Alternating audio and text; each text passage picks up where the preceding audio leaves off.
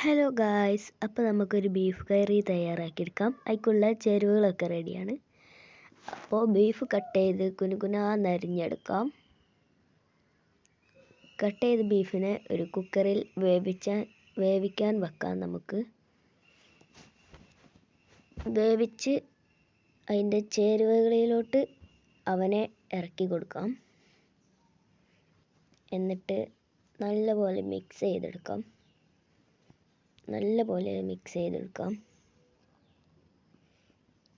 എന്നിട്ട് കുറച്ച് ലേശം കുരുമുളക് പൊടി ഇട്ട് കൊടുക്കാം. എന്നിട്ട് നല്ലപോലെ ഒന്ന് മിക്സ് ചെയ്ത് എടുക്കാം. ഇങ്ങനെ ഒരു കറി നിങ്ങളും ഉണ്ടാക്കി നോക്കൂ ഗൈസ്. രുചികരമായിട്ടുള്ള ബീഫ് കറി ഇവിടെ റെഡി. അപ്പോൾ നമുക്കൊരു പുട്ടും ബീഫും കഴിക്കാം. നിങ്ങൾ ഉണ്ടാക്കി കഴിച്ചു നോക്കൂ ഗൈസ്. ഒരു പുട്ടും ബീഫും നല്ലൊരു കോമ്പിനേഷൻ ആയിരിക്കും. അതിൻ്റെ ഒപ്പം ഒരു ചൂട് കട്ടൻ ചായ. വൗ ഗൈസ്, ഈ വീഡിയോ ഇഷ്ടമായാൽ ലൈക്ക് ചെയ്യൂ, ഷെയർ ചെയ്യൂ, സബ്സ്ക്രൈബ് ചെയ്യൂ.